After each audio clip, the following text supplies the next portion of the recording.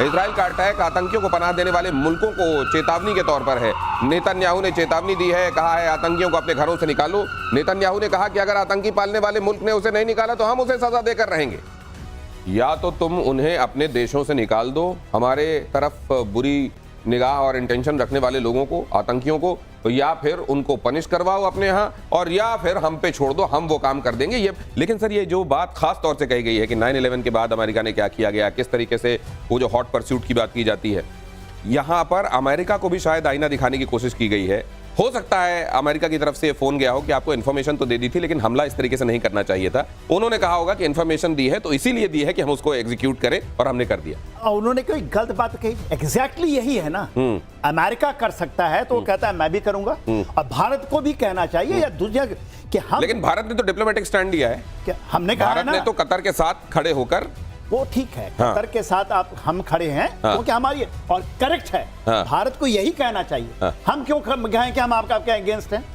देखिए, strategic autonomy का हिस्सा यही है कि ठीक है आप देश का उल्लंघन करते हैं, मगर भारत को यही कहा जाता, हमारा एक मिसाइल गलती से चला गया था पाकिस्तान, पूरा हमारा हो गया था मिसफायर, ठीक है, हमारे किसी को कोर्ट मार्शल करके हमने कर दिया, कोर्ट ऑफ इंक्वायरी, अगर गया था ना पाकिस्तान, पूरा विश्व खड़े हो जाए। प्रॉब्लम उसकी है कि आप अपने जो चीज आप सोचते हैं वो करिए, दूसरा क्या बोलता है उसके बारे में मत, ये नहीं है। दूसरा, यदि कहता है, चाइना कहता है कि हम पाकिस्तान के खड़े रहिए भाई आप, मगर आपके पास इतनी शक्ति होनी चाहिए। हम ये कैसे कर सकते हैं कि आप मत खड़े नहीं, लेकिन ये जो कहा जाता है सर कि टेररिज्म को लेकर एक तरह की पॉलिसी पूरे विश्व में, एक तरह का अप्रोच और नजरिया पूरे विश्व में होना चाहिए, वरना टेररिज्म इस दुनिया से कभी खत्म नहीं होगा, किसी न किसी फॉर्म में जिंदा होगा। वैसे में हितों की रक्षा के लिए कई बार लिए गए डिप्लोमेटिक स्टैंड उस कॉज को सपोर्ट करते हैं या कहीं उसके लिए काउंटर प्रोडक्टिव होते हैं, आपसे समझना चाह रहा हूं। भारत की नीति, जो मैंने आपको कहा, आतंकवाद विरोधी नीति है, और हमेशा से ग्लोबल लेवल पे हर जगह इसी पलड़े में तौलकर भारत देखता है। तो मैंने आपको कहा, चाहे वो पैलेस्टाइन हो, चाहे वो कतार हो, दोनों जगह, खासकर मिडिल ईस्ट से हमारे इतने अच्छे, आज का मिडिल ईस्ट प्रोग्रेसिव है और वो कौमी उस पर विश्वास नहीं करता, और ये सब प्रोग्रेसिव कंट्रीज हैं, ये सब वेस्टर्नाइज हो चुके हैं, और भारत को पता है यहाँ से रेमिटेंस आता है हमारा, यहाँ से हम तेल खरीदते हैं, हमने आपको बताया है, तो हम किसी भी तरह का ये हम इसमें हम नहीं कर सकते। हमें उनके साथ संबंध बना के रखने होंगे, और विश्वसनीय संबंध लंबे समय तक, ताकि ट्रस्टवर्दी पार्टनर के रूप में मिडिल ईस्ट भारत को देखे। और अगली खबर इस पॉइंट पर यह कि कतर पर इजरायली हमले से मुस्लिम देशों में खलबली है। कतर में अमेरिकी बेस के बावजूद हमले से टेंशन बढ़ गई है। अटैक से सुरक्षा गारंटी देने वाले के तौर पर अमेरिका की भूमिका को भी झटका लगा है। चीन की शरण में जा सकते हैं मुस्लिम देश। चीन भी मध्य पूर्व में अमेरिका की ये जो जगह है उसको भरने के लिए बेताब है। और अगर ऐसी स्थिति है सर, क्या वाकई अमेरिका की क्रेडिबिलिटी पर यह बड़ा झटका हो गया है? और क्या इसीलिए बेंजामिन नेतन्याहू, हो सकता है शिकायत भरा फोन गया हो कि आपने ये जो किया है, हमने इन्फॉर्मेशन दी लेकिन ये करना नहीं चाहिए था, वहां डायलॉग के लिए लोग पहुंचे हैं, इससे मेरी क्रेडिबिलिटी पर खतरा होगा। बेंजामिन नेतन्याहू ने कहा कि आपके जो आतंकवादी, आपके यहाँ जो बुरा काम करने वाले हैं, उनको तो आप दुनिया के किसी कोने में छोड़ते नहीं हो, तो हमसे ये तवक्को क्यों है कि हम ऐसा ना करें? जो आपने किया है वही तो हम भी कर रहे हैं। अब सवाल यह है कि क्या अमेरिका की क्रेडिबिलिटी को वाकई इससे झटका लगा है मिडिल ईस्ट में, और क्या चाइना इस प्लेस को भर देगा? कैप्टन शाह, देखिए, ये हम समझ रहे हैं, मैंने आपको ये समझाने की कोशिश फिर से मैं करता हूं कि अमेरिका का स्टैंड इसमें ड्यूअल स्टैंडर्ड्स का रहा है। उसे पता था कतार में उसका बहुत बड़ा एयर डिफेंस सिस्टम है, और ये इंटेलिजेंस रिपोर्ट भी थी जस्ट बिफोर दिस स्ट्राइक, जब हवा में था हवाई जहाज, तब वहां से लीडर खिसक गए, वरना वो लीडर मारे जाते। और with in 10 minutes of attack खुद इजराइल के प्रधानमंत्री ने खुद बोल दिया कि ये मेरा इंडिपेंडेंट डिसीजन था, ताकि अमेरिका को कोई एम्बैरेसमेंट ना हो। तो ये बिल्कुल इससे ट्रस्ट मिडिल ईस्ट का एक तरह से कवरेज देता था अमेरिका, मिडिल ईस्ट को पूरी तरह से। नहीं तो मैं ये जानता हूं सर, कतर को जिस तरीके की ये मध्यस्थता वाली भूमिका में कतर दिखाई देता रहा है, वो आगे भी रहेगा क्या? अमेरिका अपनी स्पेस में कायम रहेगा क्या? अब यह सिनेरियो बदल जाएगा बहुत जल्दी से? जो कतर करता है, मैं देश के बारे में नहीं बोल रहा हूं, मैं not seeking from Indian side of this, हमारे पॉलिटिकल सिस्टम, जो कतर करता है बहुत डेंजरस गेम। ठीक है, कतर हमारा बहुत अच्छा दोस्त है, मगर मेरा आकलन कहता है यदि इस तरह से चीजें आप करने दोगे, भारत को नहीं होना चाहिए, ठीक है, डिप्लोमेटिकली आप जो करो, मगर मैं उसके सोच से नहीं कि आप कैसे रख सकते हैं विश्व के आतंकवादी संगठन को, उनको आप पनाह दीजिए, उनको पैसा दीजिए और बोलिए कि हम मध्यस्थता कर रहे हैं, क्या आप ले जाओ इनको पकड़ करके, इन जितने भी होस्टेजेस हैं, फिर कह दो छोड़ दो, हम बैठेंगे। तो मतलब इस तरह की डेडली क्राइसिस वाली जगहों पर डायलॉग की भी तो कहीं विंडो छोड़नी पड़ेगी। कहीं डायलॉग वाली विंडो भी तो छोड़नी पड़ेगी। तो जरूरी है कि डायलॉग तरी करें। हमारे क्यों नहीं डायलॉग? देखिए, जब हमारी बातें चल रही हैं, हमारा अमेरिका के साथ भी बात चल रहा है, हमारा बात चल रहा है चाइना से भी। This should not be played by anyone, should not become the dalal of this thing. यदि आप दलाली करने के लिए उनको छोड़ देंगे, मैं ऐसी बात कर रहा हूं, बहुत लोग टीवी चैनल में नहीं बात करेंगे ऐसे कि ये कतार, ये एब्सोल्युटली दलाली है और दलाली टेररिस्ट की है। ये एक्सपर्ट्स के नजरिए हैं और एक्सपर्ट्स के नजरिए भी अलग अलग हैं, क्योंकि कैप्टन शान क्या इसमें कुछ अलग तरीके से सोचते हैं। मैं आपके पास आऊंगा, लेकिन उससे पहले जरा ये देख लीजिए, पाकिस्तान की नई गीदड़ भभकी सामने आई है। स्कैल्प मिसाइल के जवाब में बनाई नई मिसाइल। स्कैल्प मिसाइल के जवाब में नई मिसाइल बनाने का दावा, पाकिस्तान का दावा है नई तैमूर मिसाइल तैयार की गई है। पाकिस्तान ने तैमूर क्रूज मिसाइल बनाने का दावा किया गया है पाकिस्तान की तरफ से। स्कैल्प आप जानते हैं बहुत deadly missile, air to air, और इधर ये कहा जा रहा है कि हमने तैमूर इधर से लॉन्च कर दिया है। राफेल फाइटर से लॉन्च होने वाली स्कैल्प के जवाब में इधर जुगाड़ू टॉर्पीडो लॉन्चर से ये भेजी जाने वाली तैमूर, और इसका कुछ और जरा स्पेसिफिकेशन जान लीजिए कैप्टन शाम से। देखिए, तैमूर मिसाइल सबसे बड़ी उपलब्धि मैं कह सकता हूं पाकिस्तान की तरफ से। वैसे तो सब ये नाम रखने में नहीं, नाम पेंट लगा के नाम लिखने में तैमूर, या उसके बियॉन्ड भी कुछ? तैमूर नाम रखा उन्होंने, इंडिजिनस कहते हैं कि उन्होंने अपने यहाँ इसको बनाया है। तो ये मैं मान के चलूं कि उन्होंने अपना बनाया, क्योंकि ये विश्व कह रहा है कि उन्होंने अपना बनाया और ये चाइना से लिया हुआ नहीं है। और ये थे कि एयर टू सरफेस मिसाइल है, और एयर टू सरफेस मिसाइल में स्कैल्प की बात हमने की थी। तो स्कैल्प के तुलना में इसको कहा जाए तो कहते तो इसकी 600 किलोमीटर की रेंज की मिसाइल है, ये हल्की मिसाइल है। और जेप 17 में इसका इंटीग्रेशन वो कर रहे हैं, अगले साल तो इसको लाएंगे। जेप 17 के साथ इसका इंटीग्रेशन होने का कुछ मकसद है, और उसके साथ भारत के लिए एक खतरा बनता है और एशिया के लिए खतरा बनता है, क्योंकि ये सी स्किमिंग मिसाइल है, नैप ऑफ अर्थ मिसाइल है। जमीन के बिल्कुल सतह के पास, समुद्र के सतह के पास जाके हवा से लॉन्च करने पे ये 300 किलोमीटर तक आपके किसी भी टारगेट को मार सकती है, चाहे वो इंफ्रास्ट्रक्चर हो। और सबसे बड़ी बात समझिए, समुद्र। सर ठीक है, समुद्र की प्रॉब्लम है। ये जो है इन्होंने इंडिजिनसली डेवलप की है क्या? नंबर 1। नंबर 2, क्या इन्होंने इसका टेस्ट कर लिया है? क्या ये दुनिया में, क्या ये वॉर के किसी फ्रंट पे इसने अपना कैपेबिलिटी प्रूव भी कर दिया, या ब्रोशर में लिखे हुए स्पेसिफिकेशन है सर इसके? ये भी बताना जरूरी है। जरा बता दूं आपको, ये 2022 में इन्होंने टेस्ट करके सब कर लिया। ऑपरेशन सिंदूर के समय इनके पास पूरा ये था, तैमूर था।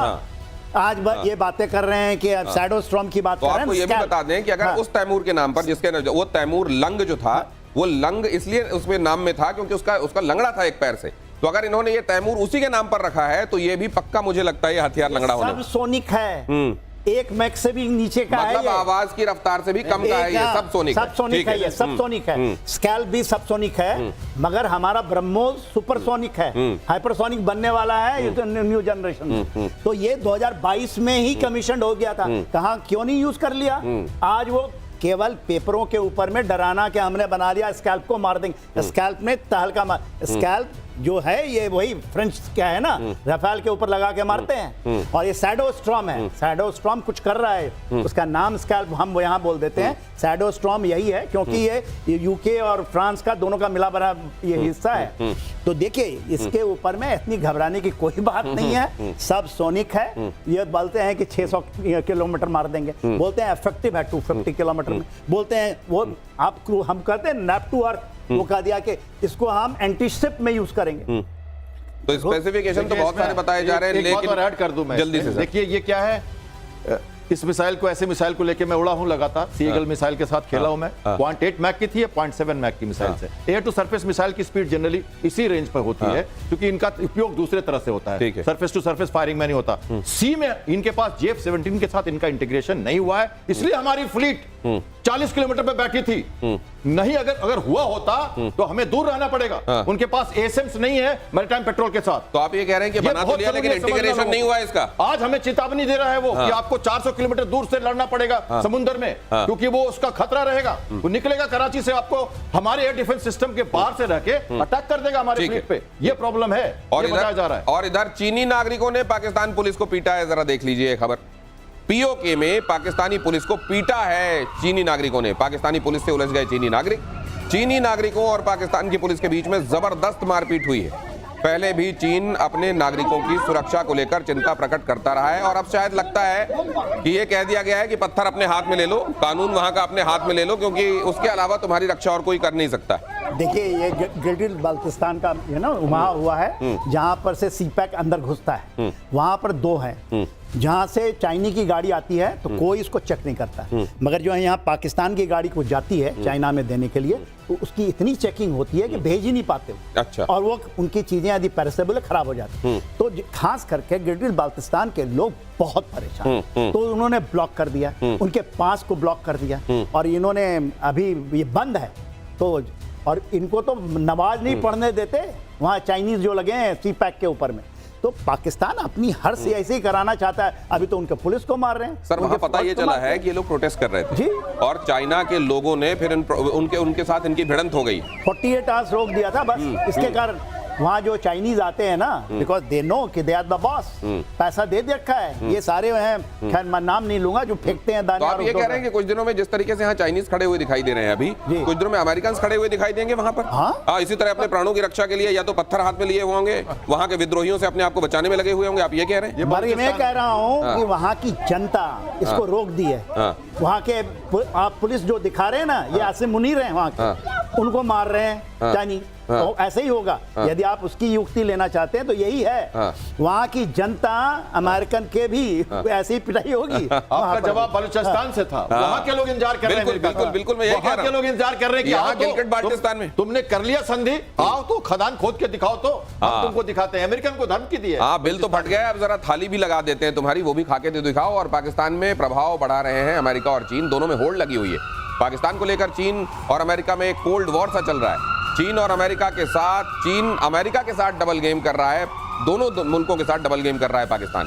दोनों देशों से फायदा उठाने में लगा हुआ है। चीन को सीपेक 2.0 प्रोजेक्ट का लालच, पाकिस्तान के एयरबेस पर अमेरिका की नजर है और पाकिस्तान के रेयर अर्थ मेटल पर भी, अगर वहां पर हैं, वहां एनर्जी अगर वहां ऑयल के रूप में, गैस के रूप में मौजूद है, उस पर भी अमेरिका की नजर है। कुल मिलाकर ये क्या पाकिस्तान बहुत अच्छे तरीके से दोनों को मूर्ख बनाकर अपना उल्लू सीधा कर रहा है, या फिर यही 2 नावों की सवारी आखिरकार पाकिस्तान को डुबाने वाली है? जनरल सिन्हा, देखिए आसिम मुनीर साहब हैं जो इन चीज़ों को किया है, वो सपना दिखाए हैं पूरे वहाँ के जो भी 22 करोड़ आबादी है, 25 करोड़ की आबादी को, कि हम $1 ट्रिलियन की इकॉनमी हो जाएंगे और धीरे धीरे जो 4 ट्रिलियन के डॉलर भारत की ये है हम पहुँच जाएंगे। ये सपना दिखाना मुंगेरी लाल के सपने से ज़्यादा कुछ नहीं। आप एक रोटी का टुकड़ा रख दीजिए और बंदर की तरफ बांट करने के लिए सर, लेकिन अगर पाकिस्तान को देखिए तो पाकिस्तान के लिए चाइना ज़्यादा मुफीद इस मामले में था, इसलिए क्योंकि चाइना को वो शख्सगाम भी दे दिया है उन्होंने, भारत को भी उसके जरिए कहीं पर ये दिखाने की कोशिश करते रहते हैं कि देखो चाइना हमारा साथी है।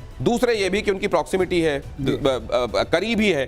अमेरिका तो उधर बैठा हुआ है। अमेरिका के साथ ये जो अभी रिसेंटली इनकी जो कुर्बत शुरू हुई है, इसका अंजाम चाइना की भी नाराजगी, ना माया मिली ना राम जैसा आगे देखते हैं, या कहीं ये फिर से निभा ले जाएंगे? आप एब्सोल्युटली कह दिए। देखिए निभा क्या, ये आए थे ना अफगानिस्तान में, अफगानिस्तान के अंदर में ये डीप स्टेट कहते थे कि जो हमारा डीप थ्रस्ट है, हमारे इंडिया करेगा अटैक तो हम अफगानिस्तान में जाकर के हमारा डेप्थ है, स्ट्रेटेजिक डेप्थ बात करते थे। अभी हम जाके दिखाएं अफगानिस्तान में मारते हैं तालिबान इन्होंने खड़ा किया है। इनकी सांप सुचुंदर वाली हान होने वाली है। वो इस पर कुछ मार्क कर रहे हैं। आप ध्यान से देखिए अपने स्क्रीन पे, जो मैं आपको कहने की कोशिश कर रहा हूं, अमेरिका की स्ट्रैटेजी देखिए, बेसिस का इस्तेमाल, सेना के साथ रणनीति, मुनीर को बुलाना, उनको लंच कराना और शहबाज शरीफ को बाईपास करना। और चाइना की नीति देखिए, कृषि क्षेत्र, खनन, लॉन्ग टर्म, बीआरएस, संस्कार, culture, embedment in Pakistan, long term embedment. America कभी भी यू टर्न ले लेगा और हमारे साथ भी ले लेता है। तो ये बात ध्यान से रखनी है। वो ड्रोन लगा रहा है वहां पे और चाइना पे नजर रखने की कोशिश कर रहा है पाकिस्तान में जाके। खनन वगैरह एक और मुद्दा है, कुछ और भी देख रहा है अमेरिका, वो अपनी व्यापारिक नीति से चलता है। तो ये आप जो कह रहे हैं ना, दिखा रहे हैं दर्शकों को, इस पर ध्यान देना है कि चाइना लंबे समय से जुड़ा हुआ है पाकिस्तान में। अमेरिका अभी घुसा है, अंदर नहीं घुसता था पाकिस्तान में। For more of such videos, do like, share and subscribe to ET Now Swadesh.